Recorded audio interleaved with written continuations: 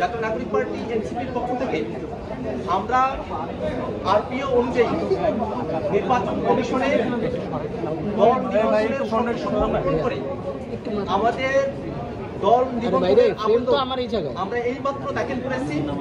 নির্বাচন কমিশনের কর্মকর্তাগণ আমাদের আবেদন তারা রিসিভ করেছেন, আমাদেরকে রিসিভ কপি তারা দিয়েছেন এবং একটি দল নিবন্ধনের জন্য যে শর্তগুলো প্রয়োজন হয় সেই শর্তগুলো পূরণ করে আমাদের মূল আবেদনের সঙ্গে যে সংযুক্তিগুলো আছে সেই সংযুক্তিগুলো নিয়ে আমাদের অন্যান্য নেতৃবৃন্দ তারা পথে আছেন, তারা আসছেন। আমরা সেই অন্যান্য যে ডকুমেন্টসগুলো আছে সম্পূর্ণ ডকুমেন্টসগুলো আমরা এখানে সাবমিট করব।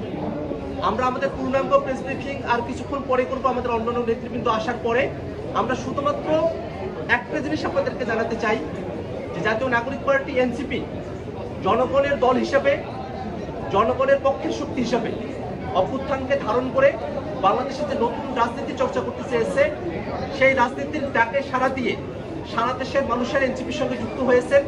তাদের সকলের সদস্য ফর্মগুলো, আমাদের কমিটিগুলো, সম্পূর্ণ ডকুমেন্টস আমরা আজকে জাতীয় নাগরিক পার্টির পক্ষ থেকে নির্বাচন কমিশনে এগুলো আমরা দাখিল করছি।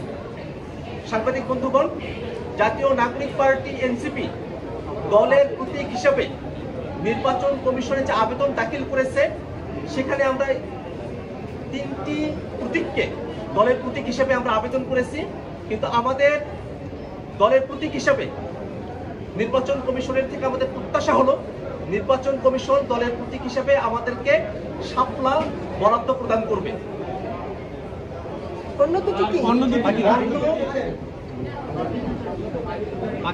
দলের প্রতীক হিসেবে আমরা শাপলা চেয়েছি। আমরা আশা করব নির্বাচন কমিশন জাতীয় নাগরিক পার্টি এনসিপিকে তাদের দলের প্রতীক হিসেবে, আমাদের দলের প্রতীক হিসেবে শাপলা আমাদেরকে বরাদ্দ প্রদান করবে। অন্য পছন্দ দুটি যদি বলতেন।